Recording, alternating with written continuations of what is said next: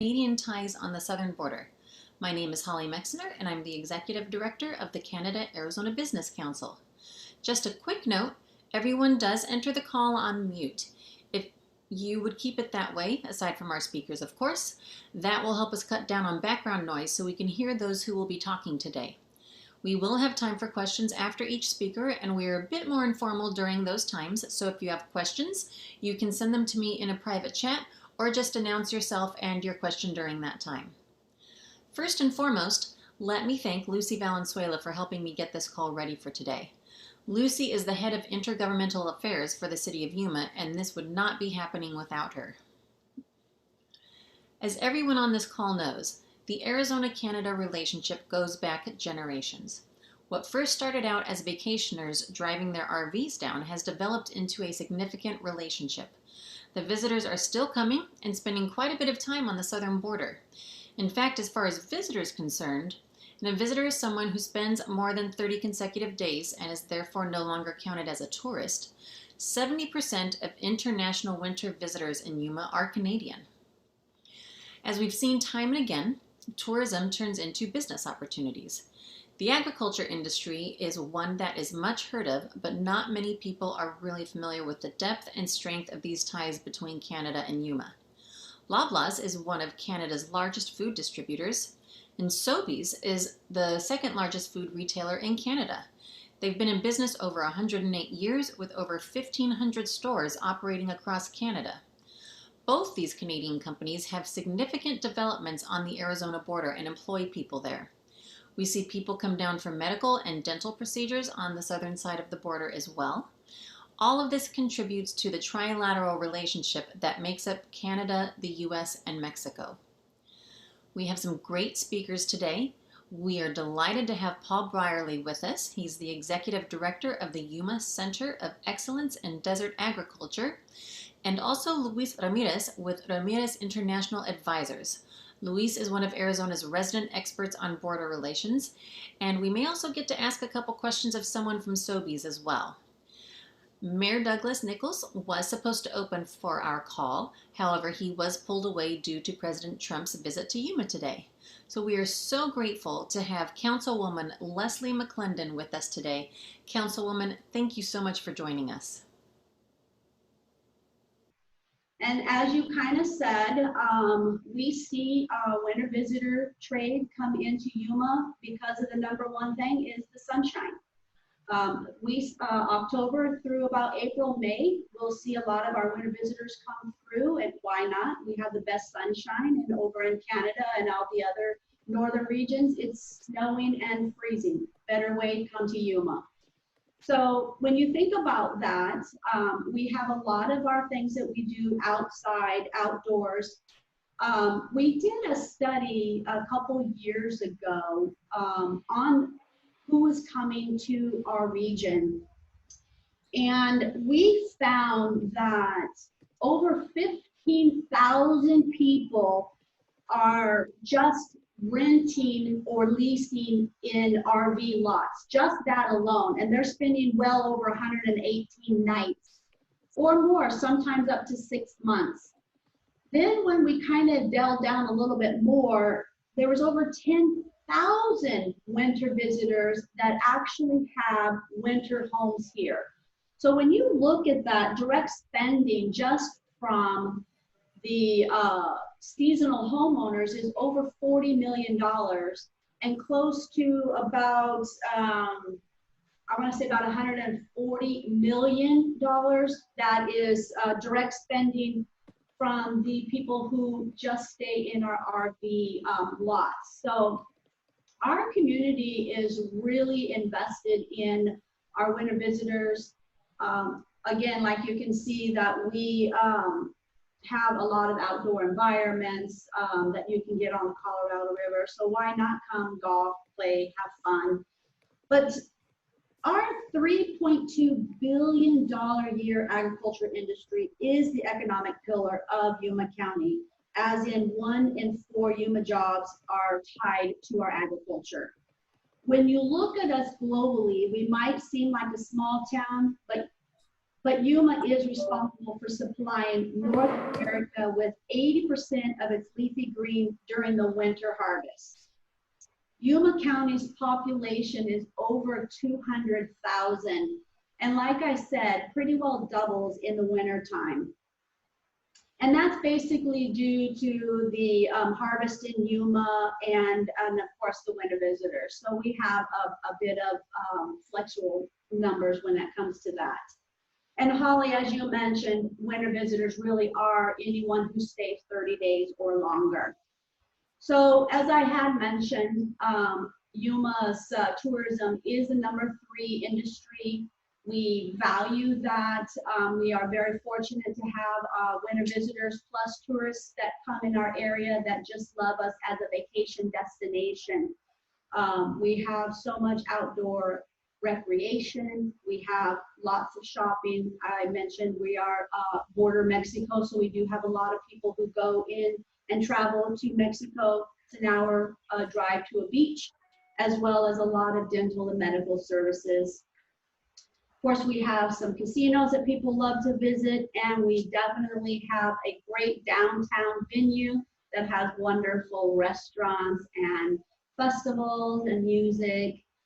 So, I mean, I could go on and on and on and on about why you all should be right now here in Yuma and not Zooming here.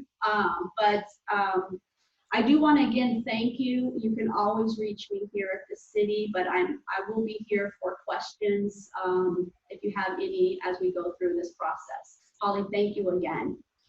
Thank you so much, Councilwoman. Glenn, you had some opening comments as well? I do. Thank you very much, Holly. Councilwoman, I was in Yuma yesterday on my way to Palm Springs, actually going back and forth, and got to partake in some great fun while I was there. So I know your city very, very well as the lettuce capital of America, probably the globe, I wouldn't doubt it. But I want to move on to a couple more things. First and foremost, I don't know if anybody's heard this, but Oaxaca just had a 7.4 earthquake, and they felt it all the way into Mexico. So our thoughts and prayers are with those people in that region, and let's hope that nobody has been drastically hurt. So I want to move on to, it's a very difficult environment with pandemics and activities in all the cities going on, to remind people that next Wednesday is the actual effective date of USMCA. So I'm going to read a little clip here, and then I'll go into a little more narrative after that. With the passing of the United States-Mexico-Canada Agreement, USMCA, a momentous diplomatic, political, and commercial accomplishment, adding much needed certainty to North America trade, which goes into effect next Wednesday, July 1st, which for those on the call happens to be the 153rd birthday of Canada. There's an argument over it's 152 or 153. We can get into the politics of that later. USMCA is a step in the right direction, especially where it has modernized NAFTA. And this, as you're doing right now on a Zoom call, thank God we put in all the digital provisions into USMCA, excuse me, because this is going to come into effect massively on what's going to transpire in the next component.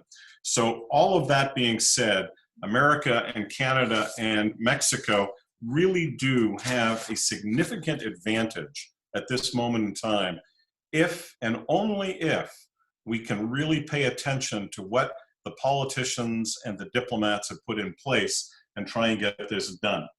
So the next component of that is a little trickier.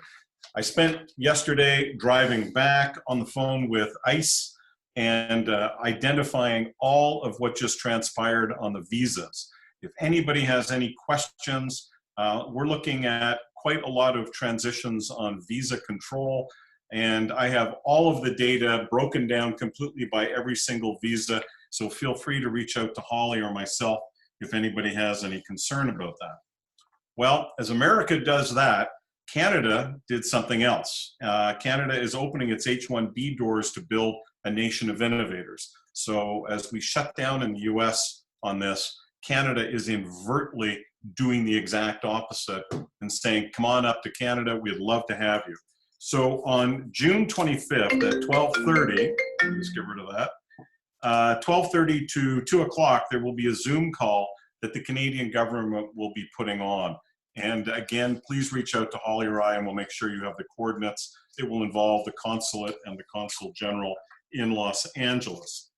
The other thing that we're doing, and then I'll move back to Holly on this, is the Hispanic Chamber of Commerce in Arizona. Monica and I are working together on doing something with hockey. As you know, we have a very strong Hispanic connection with new ownership and new management at the Coyotes. And so the Arizona Hispanic Chamber and the Canada-Arizona Business Council are teaming up to see what we can do to help push this entire process to the next level. Also remember that July 21st is our date on non-essential travel potentially being lifted. We're hopeful that that will happen, but we will see what transpires with the two governments and three governments with Mexico as well. Holly, thank you very much for putting this Zoom call together. You're doing a magnificent job, and we really appreciate you as our executive director. With that, I will turn it back to you. Thank you very much, Glenn. We are delighted to have Paul Brierly with us. As I mentioned, he's the executive director of the Yuma Center of Excellence in Desert Agriculture, which pretty much sums up everything we're talking about on the call today. So Paul, I will give it over to you. All right, Holly, thank you. You can hear me okay? Yes. My computer did a little install during the startup here. It always makes me nervous. But thank you for the time. I was asked to talk about Yuma agriculture, and I'm happy to do that. I'm excited about that. Really, Yuma, and a lot of people just know that it's, you know, a place in Arizona and you're using water in the desert, and it's really the perfect place for agriculture. And there's 4 reasons for that.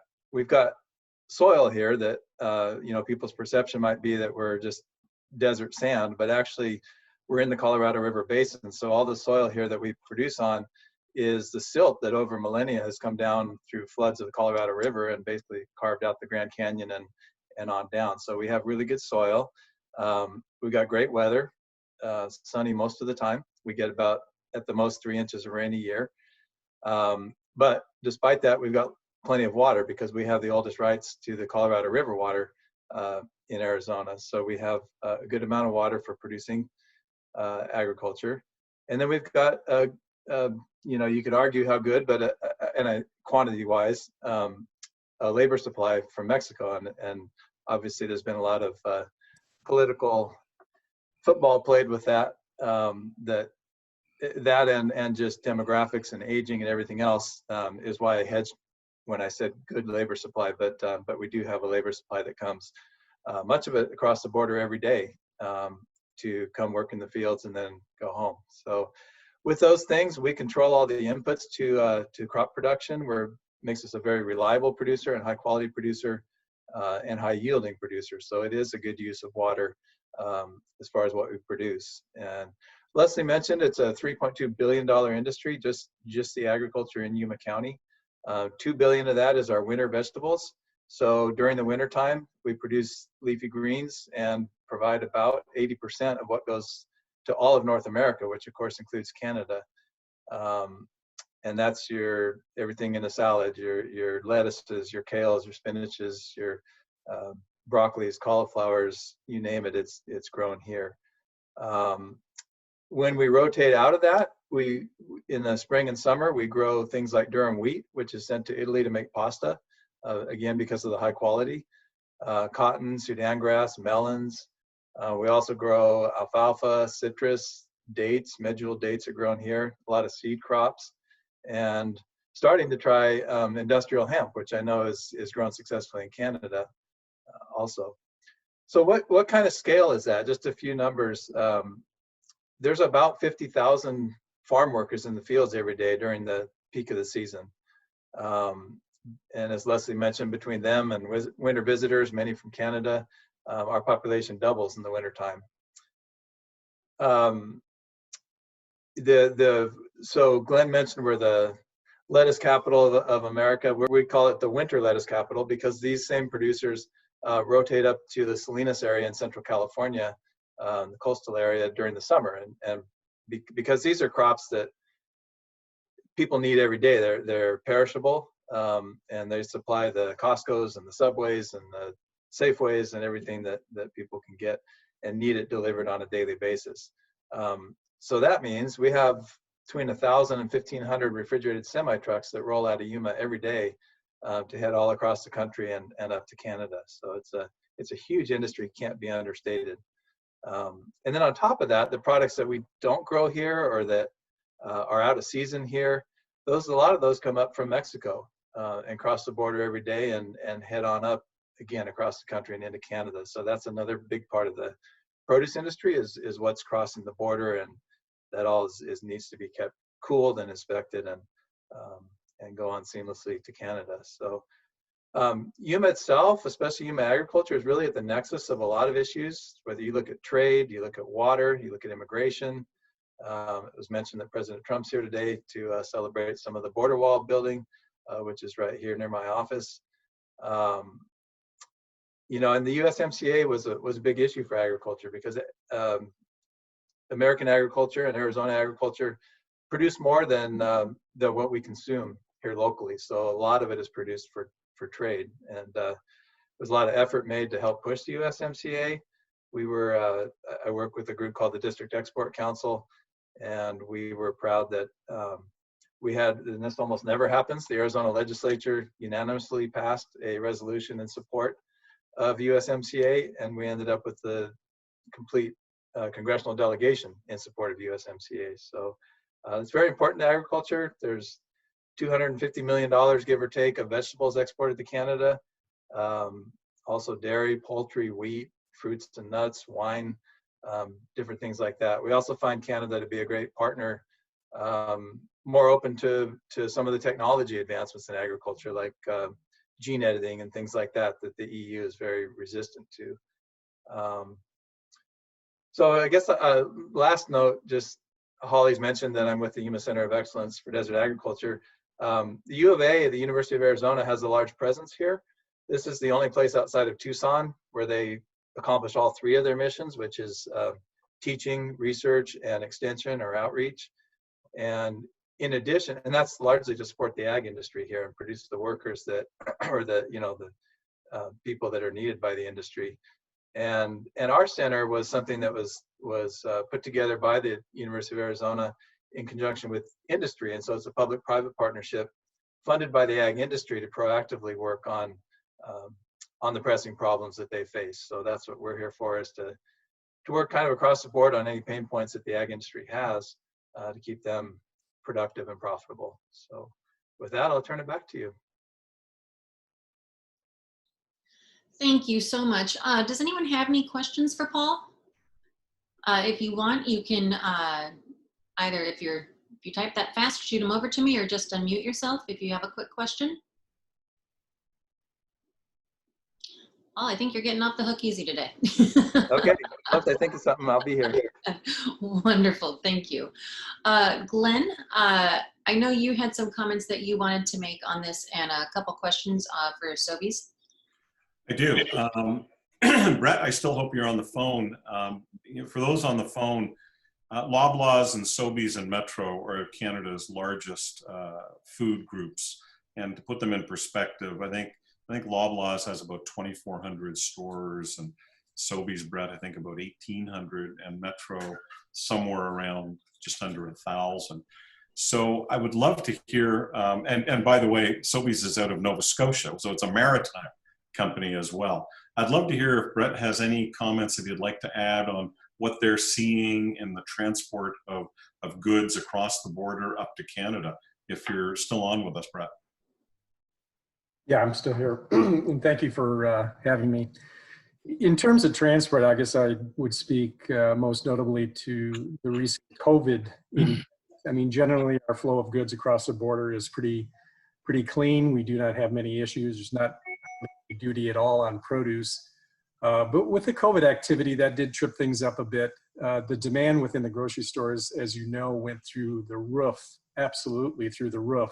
So meeting that demand the first couple of weeks was pretty tough. We did strain a lot of the markets, but then the balancing part of it was the food service component that was not in play at all almost overnight, which allowed supply to be there, so we were okay.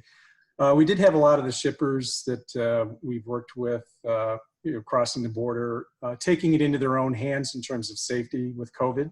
So there was a little bit of shuffling there to make sure it was managed properly according to what, of course, our expectations too. But generally, our relationships, we have direct relationships in Mexico, as well as we deal with various companies within Arizona, as well as Texas, where we cross, because we are end-to-end across Canada in terms of how we ship. So we use McAllen heavily, 50%, I would say, between Nogales and McAllen. And of course, McAllen is growing for us because we're out in the east heavily. So generally, over the last, as a history of a company and working with Mexico and crossing the border, it has been a good relationship, a good process that has worked for us. We navigate it well. And like I said, most recently, the COVID was a little bit of a challenge, but I would tell you it was just minor. We're now out of Mexico predominantly and have gone local and into California. And as mentioned, Yuma, of course, we're heavy supporters of Yuma. So yeah, that's kind of a synopsis of it. Super. Thank you very, very much. We're thrilled to have you on the call. It is something we are trying very, very hard to expand on. When people think of Southern Arizona, they think of the Mexico relationship and Arizona, and we are working around the clock with people like Luis to educate people that the Canadian component on the border. For example, for those people that always remember when I say this, all the Circle Ks are Canadian, and the largest seller of fuel in Arizona is Canadian, and their border activity is extraordinary, what they're involved in down there. But thank you very much for being on with us, Brett. Yes, sure, absolutely. Thank you, Brett. Our next speaker is Luis Ramirez. Luis could probably carry this call by himself. I don't know. He knows an awful lot about the trilateral relationships, particularly all of the strengths that come from the southern border towns. Luis, what can you share with us today? Well, first of all, thank you so much for the invite. I want to make sure you can hear me okay. Yeah. And with people like Paul and Sapna Gupta on the line, I also see Mel Sanderson and Mike Patterson, a number of others on participating. Any one of them could be leading this discussion just as well or even better. But thank you so much for the invite to be here. I'll give you a little bit of my personal background and to demonstrate how much of a believer I am in the US, Mexico, and Canada relationship. I was born in the Yucatan Peninsula of Mexico and grew up in the tropics. I went through grade 7 through 12 in Vancouver, British Columbia. Then I moved to the US, and I'm a graduate of the University of Arizona and graduate studies on the East Coast. And I've been residing in Arizona for the vast majority after my college years, although I did leave the state and went to California for a while. But I used to be called the true NAFTA child. I've lived extensively in all three countries, know them all three very well. So it's been absolutely fascinating for me to see that, what I've lived through in my life is becoming a reality, and more people are getting to see this happening. Let me put a couple of things into context. I have a lot of numbers in front of me, but I'm going to be very selective about which ones I use. The one that I think strikes me the most is, the Arizona-Mexico relationship, as Glenn indicated, is always thought about and probably foremost in terms of trade for Arizona. Why? Because it's so large. It's 17, 18 billion in two-way trade a year. But in 2019, I was just absolutely blown away that the trade between Arizona and Canada grew by almost 26% in a single year. We went from 3-something billion to $4.7 billion in trade between Arizona and Canada. 4.7 billion, we all know the trade and import related jobs, higher paying, greater quality, greater skill requirements for employees, spillover effects into the economy. You're bringing dollars into the community. It is, just absolutely fantastic. And I think the areas of opportunity are growing significantly. Paul addressed the issue of, the lettuce capital of North America is Yuma County. And it's not just lettuce, but everything that's related to lettuce. It's miles and miles and miles of this green stuff growing all over Yuma County and spilling over into Imperial Valley, of course. But there's also as was also mentioned, the Mexico connection. You know, there is 6.5 billion pounds of fresh produce coming in from Mexico, particularly through Nogales. A great portion is that, and it's growing in San Luis. And all of that is not necessarily staying in the U.S. It is a great portion of it is going into the Canadian markets, and actually even beyond, which is, I think, very exciting. I do want to highlight just a couple of things, and I know we're looking forward to more of a discussion, but on March 21st, the U.S., Mexican, and Canadian governments imposed these border crossing restrictions and really limited cross-border travel and even trade to what was determined as essential. And for trade, it really meant anything that was food related, and anything that was medical. And for the last parts of March and most of April, that was actually quite strict. And we saw a huge drop in the numbers for the volumes of people, goods, trucks crossing the Arizona-Mexico border. And we're starting to see a slight uptick as particularly on the opening up and reactivation of the North American supply chain, and the broader definition, more akin to what the U.S. has done, the definition of what is an essential commodity for crossing the border. Mexico was very strict in the very beginning, particularly in our border state of Sonora. It was very strict in the very beginning. And as much as 66% of Sonora's manufacturing capability was shut down through most of April and actually quite a bit into May. It is starting to open up, and as of June 1st, in extensive negotiations between the US, Canada, and Mexico, we're starting to see the reopening of particularly automotive sector, defense-related, aerospace, and to a certain degree, even mining. And all of those sectors are critical to the Arizona economy. And just by listening to those, aerospace, automotive, and mining, the Arizona-Canada connection is extremely important. So all those things really came together, have really created this incredible storm that we're still not out of it, but we're starting to see the recovery. I do want to highlight a couple other things that because of the border restrictions, this is impacting, I believe, Yuma, and I would love to hear from the councilwoman on this issue. What it is, the impacts for tourism, the impacts for people coming down and spending time in the Yuma area, going across the border. Border wait times for crossing at San Luis Rio Colorado, which, by the way, I was checking a few minutes before we got on this call. The border wait times in the US-Canada border for non-commercial traffic, I mean people, cars, right now is averaging 10 minutes or less, all the way from the West Coast to the East Coast on the Canadian border. San Luis, Arizona, San Luis Rio Colorado, the border wait times were in excess of 115 minutes today. There are tremendous repercussions that are happening at the local level, but that has an impact regionally and actually throughout the entire continent. The three countries have, I think it was early last week, confirmed that the border crossing restrictions will be extended through July, at least for now, at least through July 21st. And given the rapid growth of COVID contagion in Mexico, and particularly in our border with Mexico, there is every expectation that those border restrictions could continue.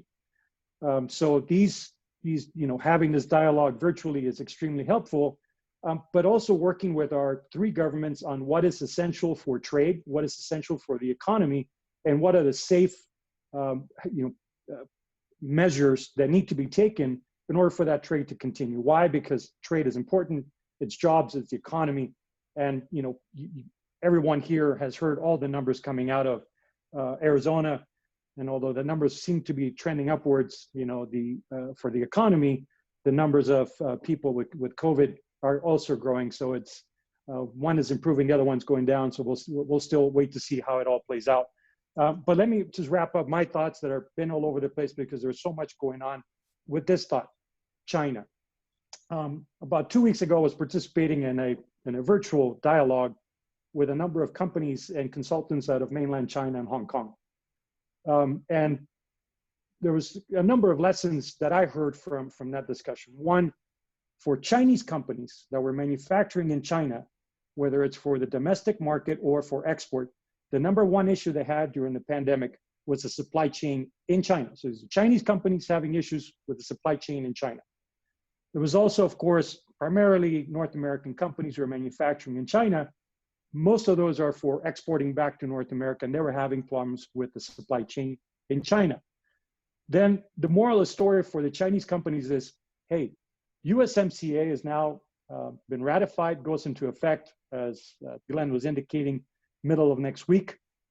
The future for both Chinese companies and North American company manufacturing in China, they're expecting the USMCA July 1st to offer this incredible platform for effective, more reliable supply chain and the shortening of the supply chain for all these companies that are looking to sell their products or offer services, whatever it might be, into the North American market.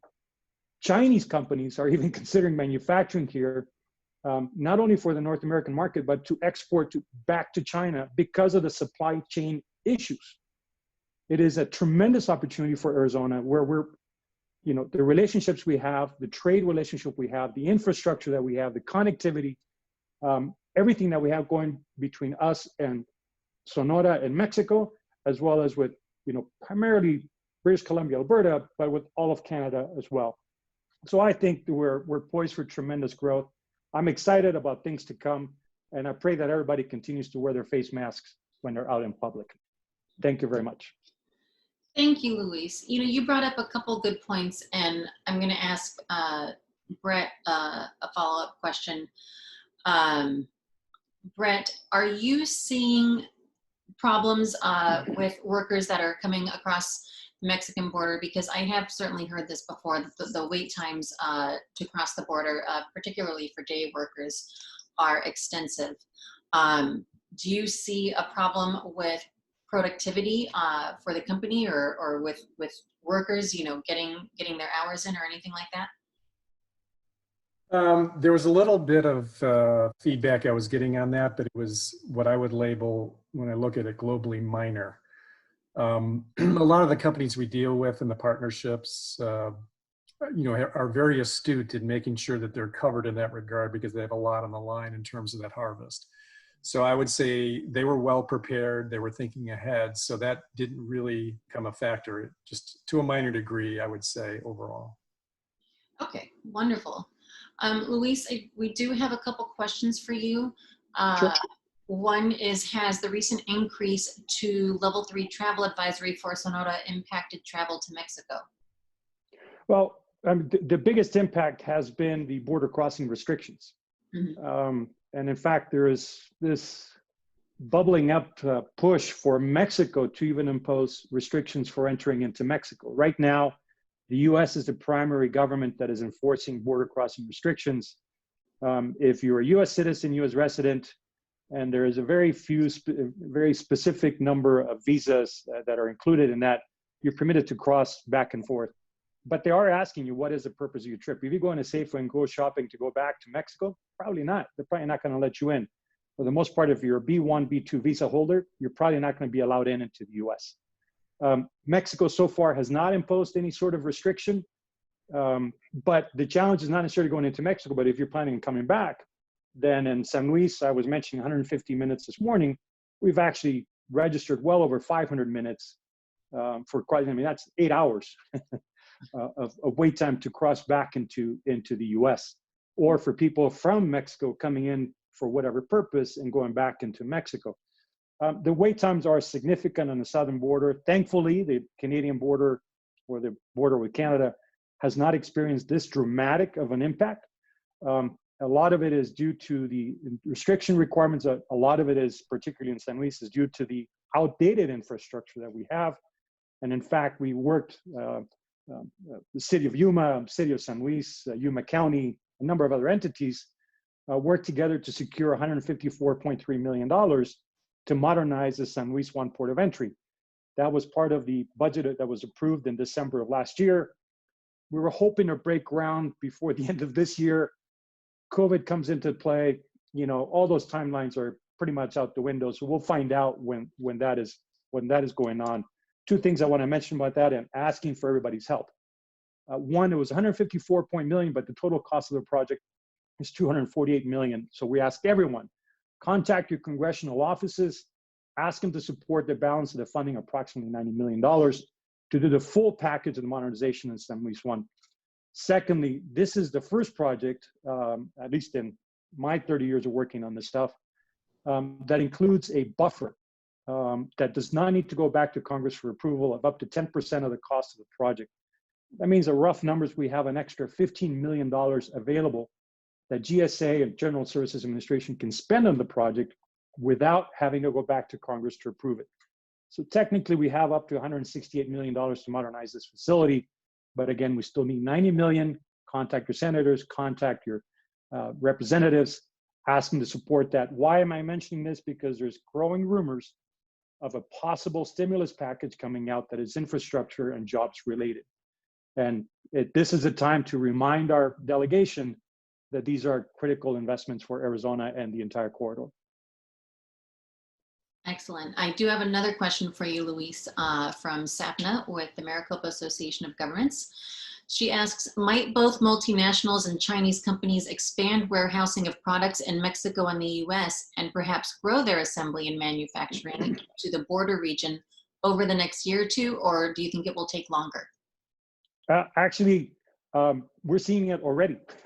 We're actually working with Chinese companies, one in particular that's looking in the Douglas, Agua Prieta area, very large expansion. Both sides of the border is not just warehousing, and I shouldn't say it just, but not limited to warehousing and distribution on the US side. They're actually looking at doing some manufacturing and assembly. Why? Because outside of Phoenix and Tucson, rural Arizona offers a very cost competitive, including Yuma, San Luis, very cost competitive manufacturing facility. So we're already seeing it. We started seeing that interest when the U.S.-China trade war was very strong. It was every headline. Now it seems like, yeah, that, whatever. We started seeing that level of interest. And in fact, we've talked to a number of shelter operators in Agua Prieta and Nogales, and in Nogales, Sonora, and San Luis Rio Colorado. And all of them have told us that, 3, 4, 5 years ago, they were looking at, 10, 15 solid prospects for the entire year. Some of these companies are now seeing 10, 15 prospects a month that are looking at particularly those areas that are close to the border, not necessarily into the interior of Mexico. We can get into the reasons why that's the case, but closer to the border. And because of the Arizona-Mexico relationship, the infrastructure we have built and invested on, the Arizona-Mexico, particularly Arizona-Sonora, offer a very cost-competitive opportunity for tapping into the entire North American market, particularly if you're looking at the West Coast, of course. But the Arizona-Mexico relationship is tremendous. We have multiple examples of companies that have made that decision because of the Arizona-Mexico relationship, the Arizona-Mexico infrastructure, the Arizona-Mexico connectivity. I talked about border wait times for people. We have among the best border wait times for trucks. Our trucks are crossing the Arizona-Mexico border typically in under 30 minutes. Try doing that in Laredo. Try doing that in McAllen. Try doing that in Otay Mesa, and good luck. They're going to be waiting a lot longer than they're waiting in anywhere in San Luis, Nogales, or Agua Prieta today. Thank you. You're not off the hook yet, Luis. I know Glenn has a couple questions that came to him for you as well. But before we move back to Glenn, Paul, we have a question for you. The question is, will restrictions on visas hamper the growers as the seasons continue, in your opinion? Okay, so the timing of COVID actually was reasonably good for our industry in Yuma, in the sense that we were winding down. Our summer crops don't require hand labor, and so we got to kind of catch the tail end of our season with the adjustments for COVID. When we're worried about the workforce is this fall, when we ramp back up in October, say.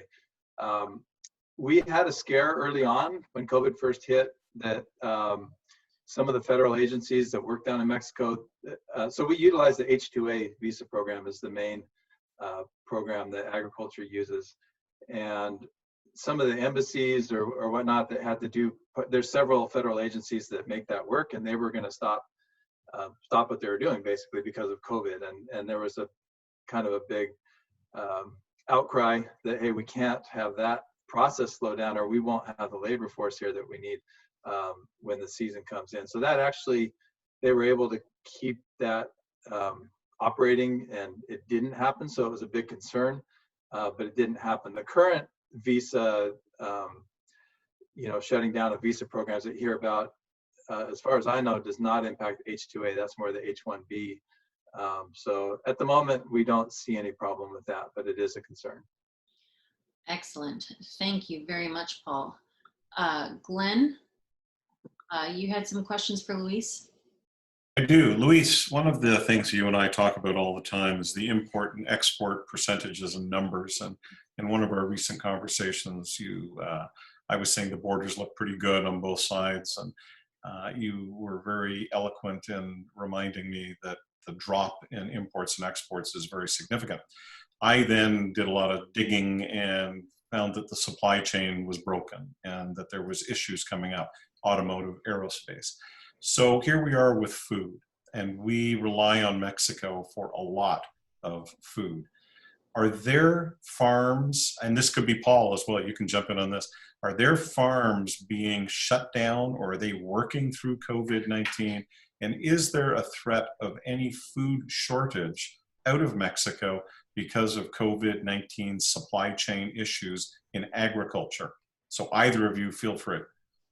Well, Paul is certainly the expert on this, but I'll tell you, in my dialogue with dozens of fresh produce growers and importers, the lack of product in grocery stores and shelves was never due to a supply issue.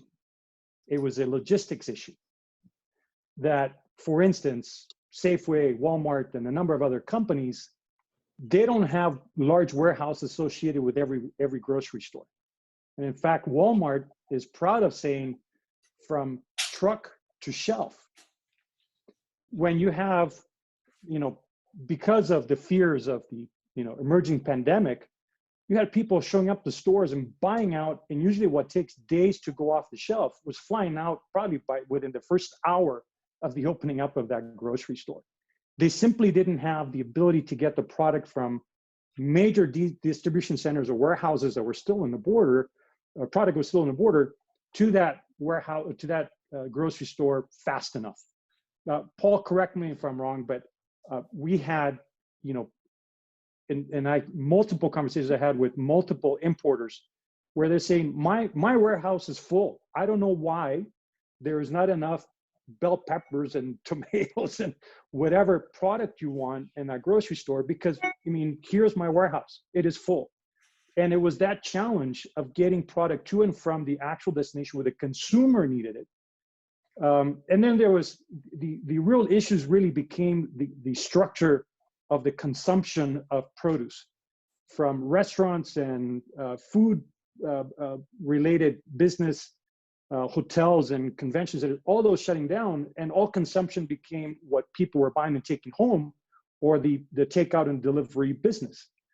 So there was an extreme, incredible change in the dynamics of the supply chain that happened in a matter of days, and no one was ready for it. There was just no one was equipped to handle it.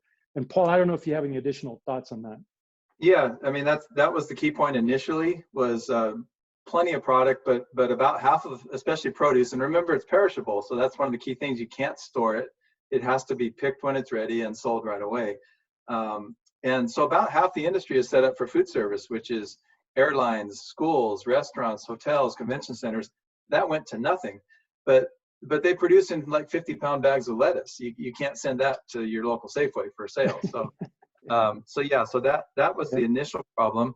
There was plenty of food, and in fact, milk was being dumped. Lettuce fields were being dished under because there was just no way to get them to the retail. The other part, I think, to the question is the threat is, so in the United States, and I believe in Mexico too, agriculture is designated a critical industry. So in no way were we shut down or told to work from home. But so the threat really is keeping that workforce safe. You've all heard about the meat packing plants and the people that work so close together, and it's so easy for COVID to spread. That same threat is all across agriculture, and especially in the fresh produce industry. So that's an area that's getting a lot of attention and needs to get a lot of attention so that we don't lose our labor force, because again, these are perishable crops. You've got to have the workforce there to get them harvested and distributed. Great. Thank you. So my next question, if I may, Holly, is, so when I drove to Palm Springs the last couple of days, we took Highway 8 all the way out, and I was kind of stunned at the amount of feedlots that I saw, the increased number of feedlots. So I have a two-pronged question for you in regards to that. Is that domestic consumption? Is that international? And Paul, you and I talked about this briefly yesterday. One of my big pet peeves, here I am, involved with a big water company, is our water is our core for the state of Arizona. Do we have a lot of international people coming in, buying land and growing crops, basically using the water resources of Arizona instead of water resources in their own countries? Is that to me? That was to you, Paul. That was to you. Yeah, there's one very large feedlot here in the Yuma area, and that's somewhat incompatible with leafy green production, where we have food safety issues. So there's a lot of angst about that for sure. As far as the water use issue, it's when you kind of break it down, people are owning land, producing something presumably legal on it, and selling it to the best market that they have. So it's kind of hard to figure out exactly where you draw the line of what the water can be used for what. It's all sort of private enterprise. And so I know the optics are bad of La Paz County, where apparently Saudi companies have purchased land, they produce. It still is an economic contributor to the county because they've got a local workforce and they're producing there and selling the product. But I think what that begs the question is, and a lot of people don't realize, we talk a lot about the Groundwater Management Act in Arizona. It applies only to the active management areas in the state and not to the whole state. And so I think the public policy question is, should that apply everywhere, to where you limit withdrawals of groundwater so that you don't draw down the aquifer? It's a good public policy question. Good. I just wanted to throw it out there for the listeners to contemplate as they're going through this. My next question. Glenn, sorry. Could I interject in that? There is there is also a different side to that, and I think Paul was addressing that earlier. For instance, there's a Mexican pasta manufacturer called La Moderna. They're one of Mexico's largest producer of pasta, and they have a huge facility in Mexicali. Probably 400,000 square foot facility, not very labor intensive, as a matter of fact, and it's got these incredible pasta extruding machines that are the latest in technology. They buy the durum wheat out of the Yuma area, export it to Mexicali, then it's sold all over Mexico, but La Moderna has grown so much that they are selling it worldwide. Some of their pasta is going back to Italy. Some of their pasta is going to all over the US and into Canada. It's smaller, grocery retail type stuff. But I think, rather than, I know there is that, as Paul was addressing, that Saudi Arabian company that has been investing, but I think there's also the good examples that, there is this confluence of a cost competitive advantage that Mexicali might offer with, something that can be produced effectively, and some of the best durum wheat in the world is produced in Arizona, and it's going into pasta that's going all over the world. I think that's a different way of looking at what's going on. Thank you very much, Luis. I appreciate that. Could I add something onto that? Sure. I know we're running short on time, but interesting example was an Italian company that makes pasta that was getting their durum wheat from Yuma, and they decided in terms of sustainability and whatnot, they decided they weren't going to purchase here anymore. They wanted to get from dryland states in the Northern Plains and not places that utilized Colorado River water. What they found over the few years was that supply was not reliable, because it depended on, some years you get too much water, some years not enough, some years just right. A lot of those fields couldn't be harvested. And what they found was in Yuma, the way that water is utilized, it is absolutely reliable, absolutely high yield, and absolutely high quality. And so, so if you're going to use water, this is the kind of place that you want to use it, because you can use it the most productively that you can anywhere. Good. It was a multiple question. One was national security of water for the United States. The other was cross-border activity, just as you two just described. So it's something that I'm always aware of as I'm looking at this canal behind you, Paul, and this great picture that you that was really what fostered my question. I wasn't going to go down that path, but you sort of nudged me, if you will. Holly, I think from my point of view, I'm pretty much done. I'll turn it back to you. Thank you, Glenn. We do have one final question from Dave McCauley. Dave, what did you want to ask? I just wanted to ask the guys there, are they seeing any shortages in parts? I mean, we got a border restriction, getting parts for your equipment or your trucks to keep maintained. Brett, can you answer that one?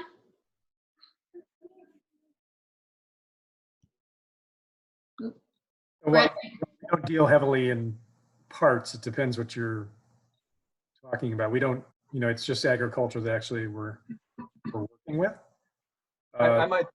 It's been a pretty free flow on that front, overall speaking. I might mention the border's closed to sort of optional tourist type traffic, but it was not closed to commerce and essential traffic. So there could be other supply chain disruptions, but the border itself is not hampering that kind of commerce. Any other questions? All right, thank you so much to all of our speakers, Paul Brierly, Luis Ramirez, Brett Smith, and of course, Councilwoman McClendon. Thank you so much for being with us. Glenn and I greatly appreciate it. We really enjoy hosting these calls for everyone. Thank you for logging on, and we will be in touch shortly to let you know about the July call. Thanks so much, everyone. Take care. Thanks for the opportunity.